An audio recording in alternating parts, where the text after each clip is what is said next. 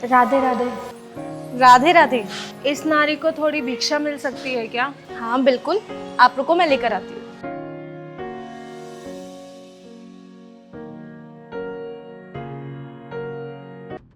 हिमांशी, यार कुछ अच्छा सा बना दो खाने के लिए। वैसे ही लेट हो गए ऑफिस के लिए, अगर कुछ बना दोगी तो मैं खा के निकल जाऊंगा ऑफिस। वैसे ही बहुत भूख लगी है। तुम्हारी नौकरानी हूँ क्या मैं, जो तुम्हारे लिए खाना बनाती फिरूं? नीचे भिक्षा मांगने आई है वो, उन्हें मैं जाके भिक्षा दूं या तुम्हारे लिए किचन में खड़े होकर 56 भोग बनाऊं? दिमाग खराब, पता नहीं जब देखो अपने लिए खाना मांगते रहते हो। तुम्हारे पास दिमाग नहीं है क्या?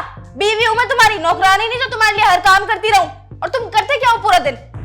घर में बैठे रहते हो, छोटी सी नौकरी करते हो 10-12 हजार की, और खुद को महाराजा समझ रहे हो कहीं का? ऐसा है 10-12 हजार रुपए को ना मैं जरा भी अहमियत नहीं देती हूँ। तुमसे ज्यादा कमा सकती हूँ अगर मैं कमाने पे उतर गई तो तुम्हारी शर्म की वजह से घर में बैठी हुई हूँ, वरना मेरे माँ बाप ने मुझे यहाँ पर गरीबी में मरने के लिए नहीं छोड़ा हुआ। कर तो रहा हूँ यार, एफर्ट डाल रहा हूँ अपने ऑफिस के लिए। मैं जॉब एक बार अप्लाई कर रहा हूँ, अगर कोई अच्छी सी नौकरी मिल जाती है तो अच्छी बात है। अब खाने के लिए बोल रहा हूँ, तुमने इतना सुना दिया मुझे। बीवी हूँ इसका मतलब ये नहीं कि तुम मेरे को नौकरानी बना दोगे। खाना बनाना तुम्हें भी आता है, भूख तुम्हें लगी है तो तुम जाके किचन में खाना बना लो, मुझे मत टोकना।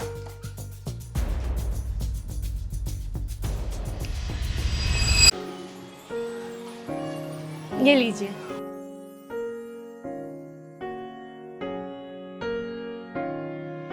धन्यवाद बहन। आप कुछ परेशान लग रही है, कुछ बात है क्या? जी हाँ, परेशान तो हूँ मैं। दरअसल मैं अपने पति की वजह से परेशान हूँ। कुछ ज्यादा नहीं कमाता वो, 10-12 हजार की नौकरी करता है, और पूरे घर का खर्चा चलाने में मुझे कितनी परेशानियां होती है ये मुझे पता है। ना तो मेरे घर में सुख है ना समृद्धि है, हमेशा लड़ाइयाँ होती रहती है मेरे और उसके बीच में। ना तो मेरे पति से बनती है और ना ही मेरी अपने सास ससुर से बनती है। मेरे घर में हमेशा कलेश होते रहते हैं, हर छोटी बात को लेकर लड़ाइयाँ होती रहती है। मैं अपने घर में खुश नहीं हूँ। मैंने बहुत चक्कर काटे पंडितों के पास, बहुत सारे मंदिरों में गई, कोई मंदिर ऐसा नहीं छोड़ा जहाँ मैं ना गई हूँ। लेकिन मैं जो सुख समृद्धि शांति जो ढूंढ रही हूँ, जिसकी तलाश है मुझे, वो मुझे कहीं नहीं मिल रही है। मुझे समझ नहीं आ रहा है कि मेरी आस्था में कमी कहाँ छूट रही है, मैं कहाँ गलती कर रही हूँ जो भगवान तक मेरी आवाज़ नहीं पहुँच रही है। मेरे घर में शांति कब आएगी मुझे कुछ समझ नहीं आ रहा है, बहुत परेशान हूँ। बहन, जहाँ खुशियाँ आप बाहर ढूंढ रहे हो ना, वो खुशियाँ तो आपके घर के अंदर ही है। क्या मतलब? मैं समझी नहीं। मतलब ये, जैसा आपके घर में पति है, आप उनसे चिल्ला के बात करते हो, गुस्सा करके बात करते हो और उन पे ऐसे एहसान से जताते हो, ये सब चीज़ें अच्छी नहीं है। उसी की वजह से आपकी जो ग्रह कलेश है वो चलता रहता है, जिसकी वजह से आपके मन में शांति नहीं है। और शांति का जो मुख्य द्वार होता है वो आपका मन होता है।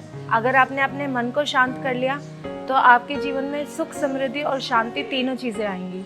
आपने कहा कि आप पंडितों के पास जाते हो, पूजा पाठ करते हो, लेकिन उसका फ़ायदा तभी होगा जब आप अपने पति की इज्जत करेंगी।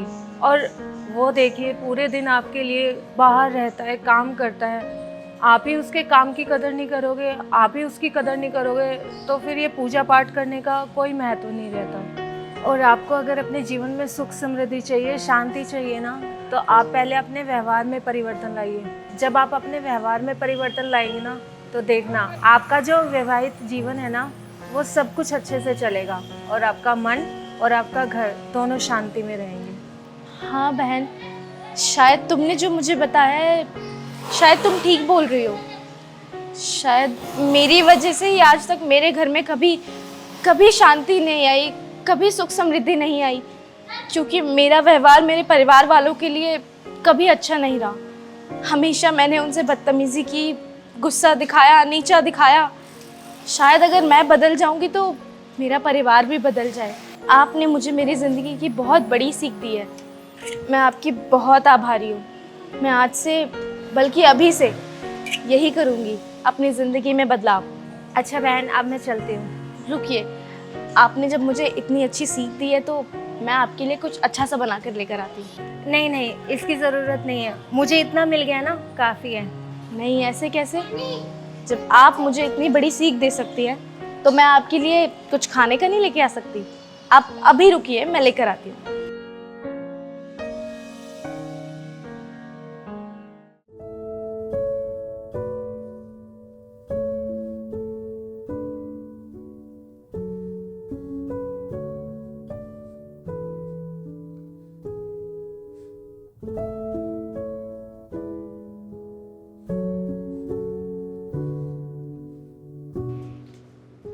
सुनो, मुझे माफ़ कर दो तुम।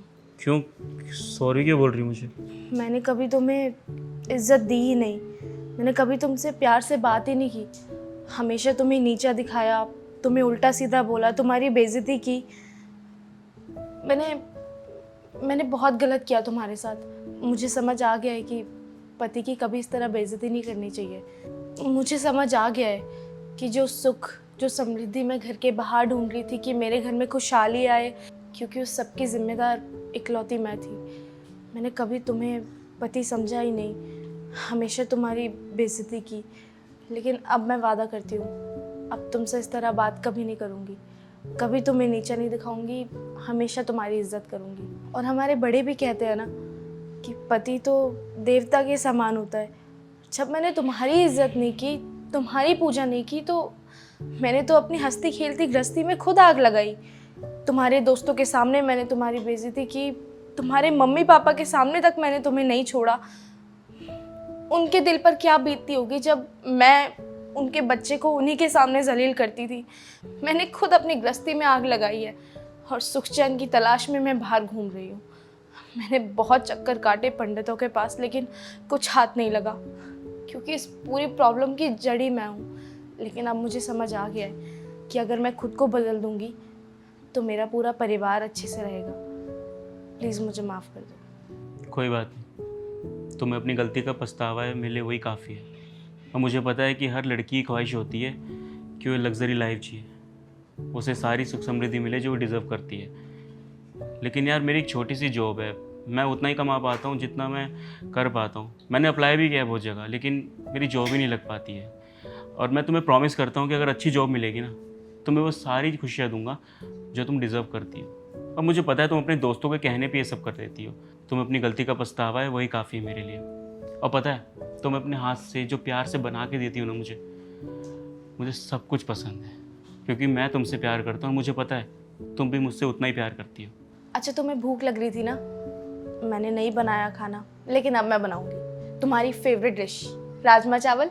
हाँ, पर उससे पहले मैं नीचे जो आई है ना, उन्हें कुछ अच्छा सा दे आऊँ बनाकर, उनको भी भूख लगी होगी। ठीक है।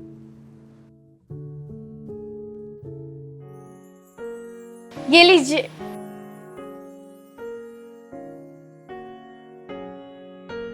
ये कहाँ चली गई? मैंने तो रोका था।